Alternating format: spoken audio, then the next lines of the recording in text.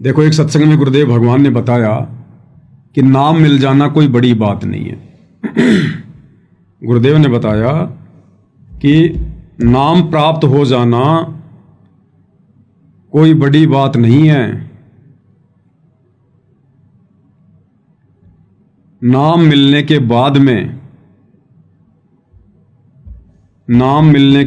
में उस नाम के ऊपर चलना, मर्यादाओं में रहकर उस नाम की इज्जत रखना। नाम यानी शब्द, और शब्द यानी सतगुरु। अपने सतगुरु की इज्जत रखना, उस शब्द को मर्यादा में रह के सुमरण करना, जाप करना, ये सबसे बड़ी बात है। नाम तो किसी को भी मिल जाएगा, कोई बड़ी बात नहीं है। इस नाम की कोई फीस नहीं है, कोई योग्यता नहीं है। मालिक को पता है कि कितनी क्या मर्यादा निभा सकते हैं, और नाम तो परमेश्वर सहज में दे देते हैं। नाम लेने के बाद फिर धीरे धीरे उसे ज्ञान होता है, फिर वो नाम के ऊपर चलना सीखता है। तो नाम मिल जाना कोई बड़ी बात नहीं बताई गुरुदेव भगवान ने। उन्हीं के मुख कमल से सुनते हैं। इसलिए 3 मंत्र के जाप का विधान है। पहला जाप ओम है, एक मंत्र उसमें ओम है, दूसरा तत् मिलकर के ये सतनाम बनता है। इसी को अजप्पा जाप भी कहते हैं, जो श्वासों से सिमरण होता है। ये शब्द तत् मंत्र जो है गुप्त है, ये सांकेतिक है, और सत मंत्र भी सांकेतिक है। ये 2 मंत्र देने का किसी को अधिकार नहीं है। ओम नाम का जाप भी पूरे संत, पूरे ऋषि ही को अधिकार होता है। वो यहां का परम शक्ति होता है। क्या कह रहे हैं परमात्मा? एक छोटा सा पॉइंट और आ गया बीच में गुरुदेव भगवान की महिमा में। क्या कह रहे हैं गुरुदेव कि ओम नाम भी, ये जो ओम नाम है जो ब्रह्म का, ये भी कोई सामान्य संत, सामान्य व्यक्ति नहीं दे सकता है। इस ओम नाम का जाप देने का अधिकारी भी कौन होगा? जो यहां की परम शक्ति होगा। यहां की परम शक्ति, 21 ब्रह्मांड की परम शक्ति। तो भाई और बहनों, आज ओम नाम का जाप देने के अधिकारी इस पृथ्वी पर कौन है? आप और हमें तो भली भांति पता है, परमेश्वर रामपाल जी हैं। इनके अलावा तो कोई नाम देने का अधिकारी है ही नहीं संसार में। ये जितने भी आचार्य, शंकराचार्य, संत, महंत, ये सब केवल अपने जीवन को नरक के रास्ते पर लेके जा रहे हैं, और अपने फॉलोअर के जीवन को नरक के रास्ते पर लेके जा रहे हैं। इन्हें अधिकार है ही नहीं किसी को दीक्षा देने का। ओम नाम की दीक्षा देने का अधिकारी भी वही है जो यहां की परम शक्ति हो। तो आज पूरे विश्व में ओम नाम देने के अधिकारी भी सतगुरु रामपाल जी हैं। तो यहां की परम शक्ति कौन हुई? सतगुरु रामपाल जी। अब आप कहोगे 21 ब्रह्मांड की परम शक्ति तो भाई काल है, ब्रह्म है, फिर सतगुरु रामपाल जी कैसे? ये ओम नाम कोई ब्रह्म ने पैदा थोड़ी किया है कि भाई मेरा ओम नाम है, तुम इसका जाप करो। ये ओम नाम उसको दिया किसने? असल में ओमकार कौन है? सबसे बड़ा ओम कौन है? ओमकार कौन है? आप और हम सभी भगत भाई बहन दोपहर के समय परमेश्वर की असुर निकंदन रमेणी करते हैं, और रमेणी में मंगलाचरण के बाद में सबसे पहली लाइन क्या आती है? सत्य पुरुष समरथ ओंकारा।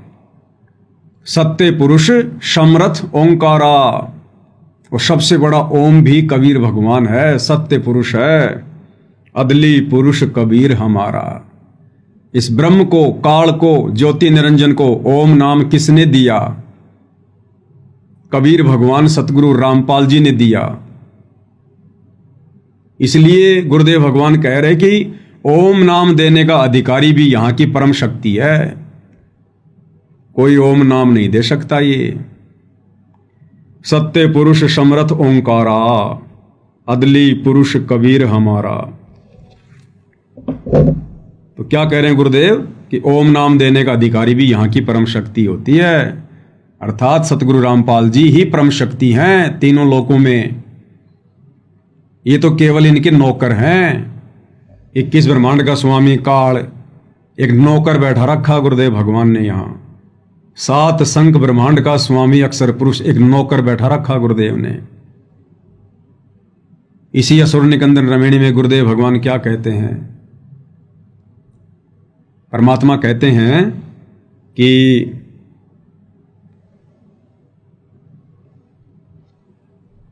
ये जो काल है, जो ब्रह्म है, ये परमेश्वर का चेहरा है, चेहरा। धर्मराय आदि युगादि चेहरा, सुर असुरों का करे निबेरा। ये जो धर्मराय है, जो काल है, ये आदि युगादि चेहरा, ये परमेश्वर का नौकर है सदा से।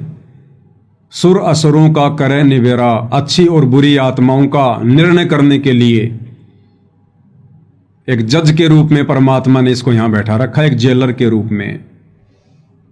क्योंकि ये जो 21 ब्रह्मांड है, ये सतलोक की जेल है। जो आत्मा सतलोक में गलती करती है उसको सजा के लिए यहां 21 ब्रह्मांड में भेज दिया जाता है। ये काला पानी की सजा है। और यहां का एक जेलर बना दिया गुरुदेव ने, एक नौकर छोड़ दिया अपना। काल ब्रह्म धर्मराय आदि युगादि चेहरा और सुर असुरों का करे निबेरा, जो यहां पर सबको कर्मानुसार दंड देता है। तो सबसे बड़ी परम शक्ति स्वयं सतगुरु रामपाल जी भगवान, कबीर परमात्मा। देखो भाइयों और बहनों, इस ब्रह्म को जो ओम मंत्र दिया, ये भी कबीर भगवान सतगुरु रामपाल जी ने दिया। तो ये ओम मंत्र भी वैसे रियल में, असल में कबीर भगवान सतगुरु रामपाल जी का ही है, उन्होंने दिया। उसके बाद परमात्मा श्री ब्रह्मा जी को मिले, फिर उन्होंने ब्रह्मा जी को ओम मंत्र का जाप दिया। ब्रह्मा जी को तो उससे पहले पता ही नहीं था ओम क्या है। दिया किसने ओम नाम का जाप? हम तो कह देते हैं कि ओम नाम का जाप ब्रह्मा जी का है। अरे ब्रह्मा जी को दिया किसने? कबीर भगवान सतगुरु रामपाल जी ने, अग्नि ऋषि के रूप में, किसी युग में जोगजीत के रूप में, कभी सहजदास के रूप में जाते हैं परमात्मा। फिर विष्णु जी को परमात्मा ने हरियम नाम दिया। तो हरियम नाम कोई विष्णु जी ने पैदा थोड़ी किया, दिया किसने? कबीर भगवान ने गुरु रूप में। तो मंत्र किसका हुआ हरियम? कबीर भगवान का, सतगुरु रामपाल जी का। इसी प्रकार उन्होंने गणेश जी को किलियम दिया। तो गणेश जी ने थोड़ी पैदा किया किलियम, दिया किसने? कबीर भगवान सतगुरु रामपाल जी ने। तो असल में यह मंत्र है किसका? सतगुरु रामपाल जी भगवान का। ऐसे ही सोहम मंत्र परमात्मा ने शिव जी को दिया। तो देने वाला कौन? कबीर भगवान सतगुरु रामपाल जी। तो भाइयों और बहनों, जिसको शतनाम मिला हुआ है वो भाई बहन प्रथम नाम को हल्के में ना लें कि भाई ये प्रथम नाम तो देवी देवताओं के हैं। ये सातों के सातों नाम कबीर भगवान सतगुरु रामपाल जी के हैं। सातों के सातों नाम। हाँ, इनके कार्य अलग अलग हैं, इन मंत्रों के, इनसे लाभ अलग अलग मिलता है। जिस प्रकार भारत सरकार अपने सैनिकों को, किसी को तो एक रिवॉल्वर देती है, किसी को AK-47 देती है, किसी को गोला बारूद देती है, किसी को लड़ाकू विमान देती है, किसी को मिसाइल देती है, किसी को परमाणु हथियार देती है। तो वो दे कौन रही है? भारत सरकार दे रही है। अब वो पिस्तौल अपने लेवल का काम करेगी, परमाणु बम अपने लेवल का काम करेगा, लड़ाकू विमान अपने लेवल का काम करेगा, और उनको चलाने वाले भी अलग अलग होंगे। वो भारत सरकार नहीं चलाएगी, जिनको अधिकारी नियुक्त किया गया है वो लोग उनका प्रयोग करेंगे। तो इसी प्रकार ये जितने भी मंत्र हैं जो इन देवी देवताओं को प्रदान किए गए हैं, ये सच्ची सरकार सतगुरु रामपाल जी भगवान ने प्रदान किए हैं। और इन देवताओं को परमात्मा ने यहाँ का अधिकारी बना दिया। जिसका जैसा सामर्थ्य है उस हिसाब से परमेश्वर ने इनको ये मंत्र प्रदान कर दिए। तो सतनाम मिलने के बाद में जैसे गुरुदेव भगवान हमें कहते हैं कि बच्चों, सतनाम की प्राप्ति के बाद में हमने सतनाम का ज्यादा सुमरण करना चाहिए, ज्यादा से ज्यादा। प्रथम नाम की भले हम 1 या 2 ही माला कर लें, लेकिन सतनाम मिलने के बाद में प्रथम नाम से ज्यादा महत्व हमने सतनाम को देना है। इसका मतलब ये नहीं है कि प्रथम नाम को हल्के में लेना है, नहीं। भले ही हम 1 ही माला करें प्रथम नाम के सतनाम मिलने के बाद में, लेकिन वो 1 माला भी बड़ी श्रद्धा से, जो विधि गुरुदेव ने बताई है, सुरती नृत्य और मन के साथ में, ये सोचकर कि ये मंत्र वास्तव में मेरे परमात्मा के हैं, मेरे गुरुदेव भगवान के हैं। इन मंत्रों का सुमरण भी मेरे गुरुदेव भगवान का सुमरण है, मेरे परमात्मा का सुमरण है।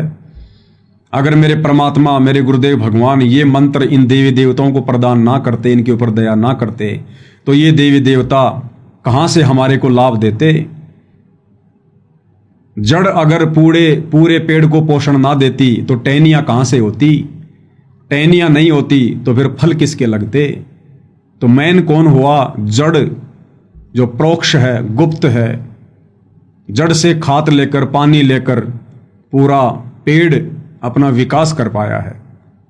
तो इसी प्रकार हमने प्रथम मंत्र को भी विशेष श्रद्धा के साथ में, और प्रथम मंत्र तो वैसे भी विशेष श्रद्धा के साथ में जाप करने योग्य है, क्योंकि 7 मंत्रों में जो सबसे पहला मंत्र है, जो गुरुदेव भगवान ने ज्ञान गंगा पुस्तक में सार्वजनिक किया हुआ है, शत सुकृत अविगत कबीर, ये परमेश्वर की पूजा का मंत्र है। यानी यही तो है सार नाम, यही तो है सार शब्द, सब कुछ यही है जो परमात्मा हमें शुरू में दे देते हैं। भाई परमात्मा एक है, उनका मंत्र भी एक ही है, और गुरुदेव ने स्पष्ट कर ही दिया है। वैसे जब जब भूल पड़े पुस्तक में और गरीबदास जी की वाणियों में तो खुल के परमात्मा ने कह दिया कि यो सार शब्द सतगुरु कबीर है, यो सार शब्द सतगुरु कबीर है। तो सतगुरु कबीर कौन है बताओ? आज हमारे गुरुदेव भगवान ही तो हैं सतगुरु कबीर। और कबीर उनके शरीर का नाम थोड़ी है, कबीर उनके शरीर का नाम नहीं है। शरीर तो आप और हमारे हैं, परमात्मा का शरीर थोड़ी है। आप और हमारी तरह हाड़ मांस का शरीर थोड़ी है जो उनके शरीर का नाम होगा कबीर। कबीर उनकी मुक्ति का नाम है, मोक्ष मंत्र है, ये सार शब्द है ये। कबीर यानी गुरुदेव भगवान सतगुरु रामपाल जी। जैसे गुरुदेव सत्संग में कहते हैं कि इस कबीर नाम को यदि आपने वैसे भी स्वाभाविक भी कभी जाप कर लिया तो भी आप पुण्य के भागी बनते हैं। इस कबीर नाम को यदि आपने वैसे भी जाप कर लिया, मुंह से बोल दिया, तो भी हमारे पुण्य बनते हैं, पुण्य।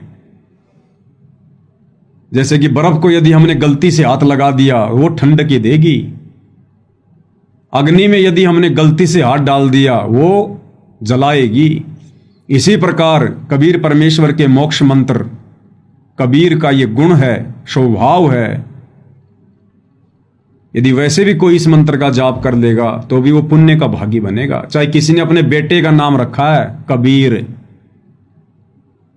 भले वो उसको अपने बेटे के रूप में पुकार रहा है, ए कबीर, कहाँ रे कबीर, कबीर कहाँ गया, तो भी उस नाम का जाप करने से वो पुण्य का भागी बन रहा है, अनजाने में भी। इसीलिए भगवान ने अपना वैदिक नाम रखा कबीर देव। कि ये नालायक वैसे तो मुझे परमात्मा नहीं मानेंगे, लेकिन मेरी कहीं चर्चा करेंगे और कहेंगे कि हमारे गुरुजी का नाम है कबीर। अरे तुम्हारे गुरुजी का क्या नाम है? कबीर। तो बार बार इस कबीर का नाम लेने से भी ये पुण्य के भागी बनेंगे, पुण्य के भागी। इसलिए सत्य पुरुष ने, परम अक्षर ब्रह्म ने अपना वैदिक नाम रखा कबीर। तो प्रथम मंत्र में सबसे पहला जो नाम है यही तो परमेश्वर की मुक्ति का नाम है, मोक्ष मंत्र है ये। ज्ञान गंगा पुस्तक में परमात्मा ने साफ साफ लिखा हुआ है कि सत सुकृत अविगत कबीर, ये परमात्मा की पूजा का मंत्र है। पूजा, ये पूजा है परमात्मा की। तो प्रथम नाम को हमने हल्के में नहीं लेना चाहिए, विशेष श्रद्धा के साथ में हम भगत भाई बहनों ने अपने गुरुदेव की आदेश की पालना करते हुए इसको सुमरण करना चाहिए। और सतनाम मिलने के बाद में फिर हमने सतनाम को ज्यादा महत्व देना है। ज्यादा महत्व देने का मतलब सुमरण ज्यादा करना है। इंपॉर्टेंस तो दोनों की बराबर है, लेकिन फिर हमने सुमरण ज्यादा सतनाम का करना है, क्योंकि सतनाम के जाप से फिर हमारे कुछ विशेष जो पाप कर्म है वो कटने शुरू हो जाते हैं। तो परमात्मा यहां क्या कह रहे हैं कि ये ओम मंत्र देने का अधिकारी भी यहां की परम शक्ति है, परम शक्ति। तो देख लो आज वर्तमान में ओम नाम का जाप कौन दे रहा है, तो हमारे गुरुदेव भगवान कौन हुए? भाई और बहनों, प्रमाण ही प्रमाण हैं, सबूत ही सबूत हैं, लेकिन है सारे संकेतों में, हैं सारे संकेतों में। इसलिए गुरुदेव भगवान कहते हैं, सब सुमरे अपने अनुमाना तो गति लखी न जाए, और कहे कबीर कृपया कर जन पर ज्यों की त्यों समझाए। अपने अपने हिसाब से ज्ञानी बनेंगे तो कुछ नहीं समझ पाएंगे। जिस पर गुरुदेव भगवान रजा करेंगे वही आत्मा समझ सकती है, समझा सकती है। तो क्या कह रहे हैं गुरुदेव? ओम नाम का जाप देने का अधिकारी कौन है? पूरे ऋषि ही को अधिकार होता है।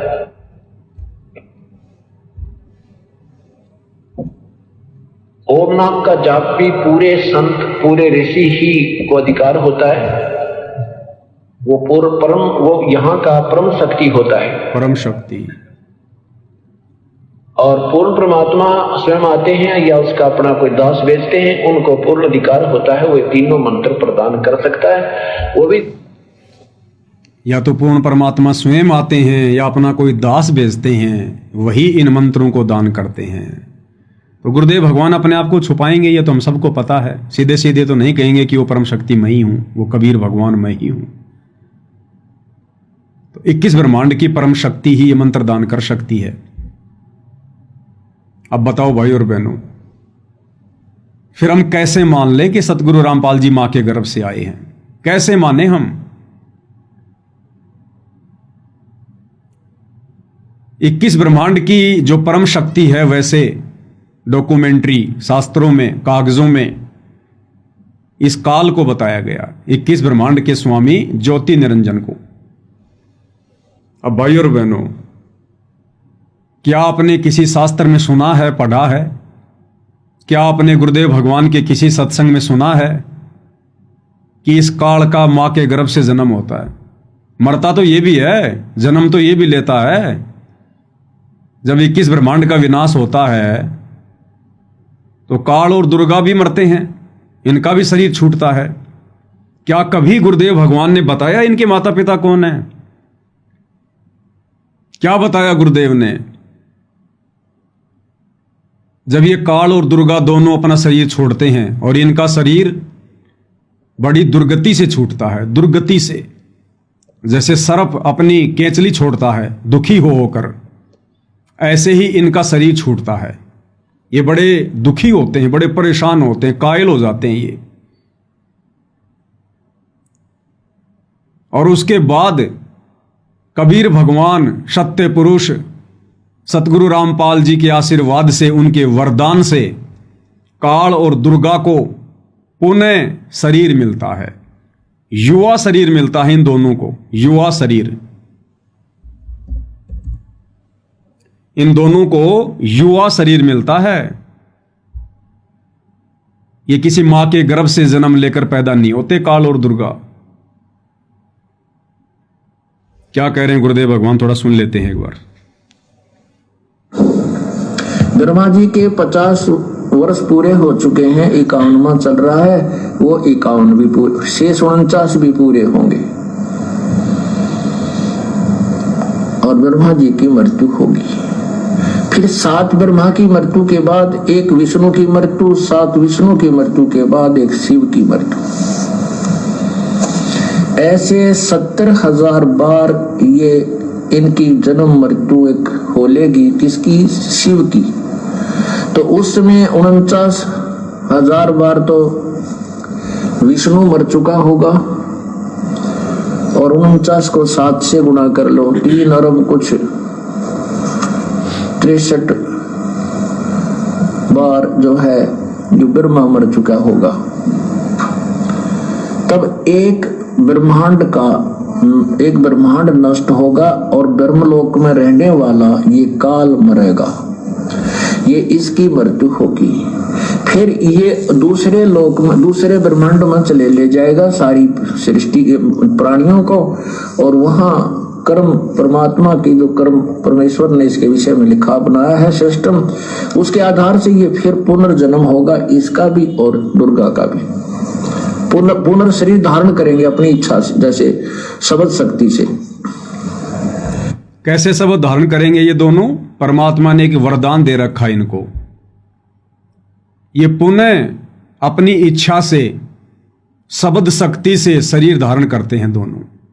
काल और दुर्गा बार बार मरते हैं, लेकिन किसी मां के गर्भ से जन्म लेकर उत्पन्न नहीं होते।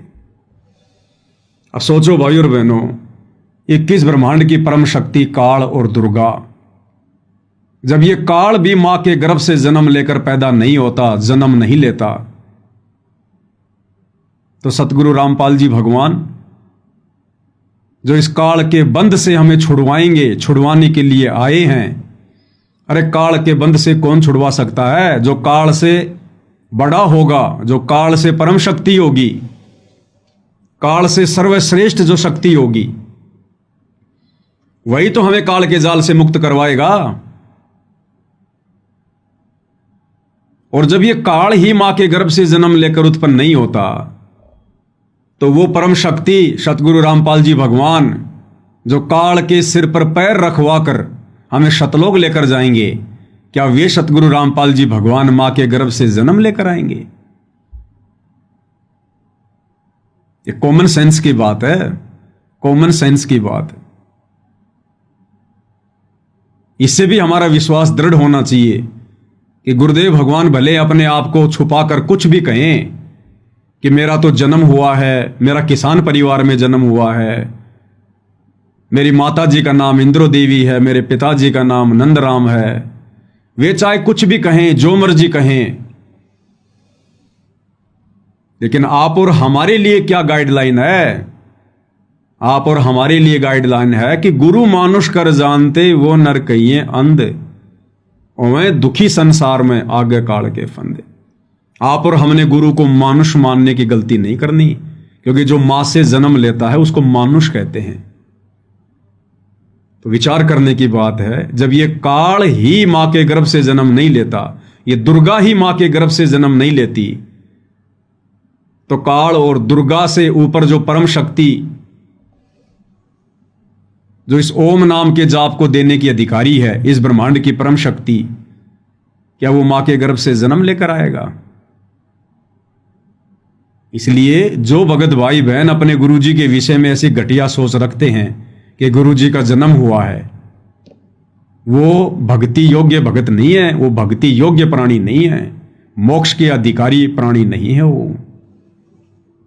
तो परमेश्वर ने क्लियर किया है, बिल्कुल सत्संगों में सारे भेद छुपा रखे हैं गुरुदेव भगवान ने, कोई कमी नहीं छोड़ रखी मालिक ने। तो क्या कह रहे हैं परमात्मा? पूरे संत, पूरे ऋषि ही को अधिकार होता है, वो पूर्व परम, वो यहाँ का परम शक्ति होता है, परम शक्ति। और पूर्ण परमात्मा स्वयं आते हैं या उसका अपना कोई दास भेजते हैं, उनको पूर्ण अधिकार होता है, वो तीनों मंत्र प्रदान कर सकता है, वो भी जिसको आदेश प्रभु का हो। अन्य के द्वारा ये 3 मंत्र भी अगर कोई प्राप्त करता है तो भी वो पार नहीं हो सकता। इन तीनों मंत्रों के प्राप्त होने के उपरांत भी अगर कोई आप मर्यादा भंग कर दोगे, नियम में नहीं रहोगे, तो भी आप फेल हो जाओगे। ऐसा तीनों मंत्र प्राप्त करने के बाद भी यदि आप कोई नियम भंग कर दोगे, मर्यादा तोड़ दोगे, आपकी श्रद्धा में कोई कमी रही, यदि आपने गुरु को मानुष माना, गुरु के अलावा किसी और में परमात्मा देखा, तो भी हम यहीं रह जाएंगे। और आगे फिर गुरुजी क्या कह रहे हैं? परमेश्वर कह रहे हैं कि नाम मिल जाना कोई बड़ी बात नहीं है। पर अपॉइंटमेंट होगी तो फिर वो डिसमिस ना होगा। तो ये अनजानपने हम कर करके अभी फेल होते रहे। हमने अंतिम श्वास तक मर्यादा में रहते हुए अपनी मजदूरी करनी है, तभी हमें ये मजदूरी का प्रतिफल मिलेगा, नहीं तो अब्सेंट लग जाएंगी और तनख्वाह मिलेगी उस दिन बहुत कम पैसे मिलेंगे। इसलिए हमें सावधानी बहुत रखनी पड़ेगी। नाम ले लेना कोई बड़ी बात नहीं, क्या कह रहे हैं गुरुदेव? नाम ले लेना कोई बड़ी बात नहीं। ध्यान से सुन लो, रखनी पड़ेगी। नाम ले लेना कोई बड़ी बात नहीं, क्योंकि आपके पुण्य बहुत अच्छे हैं जो परमात्मा ने स्वीकार किया। उपदेश मिल गया, उसके बाद मर्यादा बहुत जरूरी है, बहुत आवश्यक है। मर्यादा में नहीं रहे तो सारा काम फिर बिगड़ जाएगा। जैसे माता गर्भ को रखे यत्न बनावे, ठेस लगे तक क्षीण होवे, तेरी ऐसे भक्ति जावे। अब भाई और बहनों, पूज्य गुरुदेव भगवान भी बार बार अपने प्रवचनों में मर्यादा के ही पीछे पड़े रहते हैं, मर्यादा के पीछे जोर देते हैं कि बच्चों नाम कोई बड़ी बात नहीं है, नाम कोई बड़ी बात नहीं है। नाम लेकर यदि तुमने मर्यादा नहीं निभाई तो तुम्हारा बना बनाया खेल बिगड़ जाएगा। और दूसरी तरफ ये काल भी भाई और बहनों मर्यादा तुड़वाने के ही पीछे पड़े रहता है। इस काल को भी यही चिंता है, जिस प्रकार सतगुरु को चिंता है कि ये आत्माएं मर्यादा ना तोड़ दें, मर्यादा ना तोड़ दें, इसी प्रकार काल को भी यही चिंता है कि ये आत्माएं मर्यादा में रह के भक्ति ना कर लें, मर्यादा में रह के भक्ति ना कर लें। कैसे मैं इनका समय बर्बाद करवाऊं, कैसे मैं इनकी श्वासें बर्बाद करवाऊं, कैसे मैं इनकी मर्यादाएं तोड़वाऊं। काल इसी बात के पीछे लगा रहता है। और यही हम भगत भाई बहनों ने सावधानी बरतनी पड़ेगी वर्तमान में। तो दास कह रहा था कि सतलोक आश्रमों से जुड़े हुए भाई बहन ये भक्ति के निकट भी नहीं है। भले इन्होंने नाम दीक्षा ले रखी है, सार नाम भी ले रखा है, शतनाम भी ले रखा है, लेकिन अभी गुरुदेव भगवान ने क्या बताया कि नाम ले लेना कोई बड़ी बात नहीं है। उसके बाद तो मर्यादा, गुरु वचन, श्रद्धा, समर्पण, भगत के 16 श्रृंगार, 16 आभूषण, उसके बाद तो जी जान लगानी पड़ती है।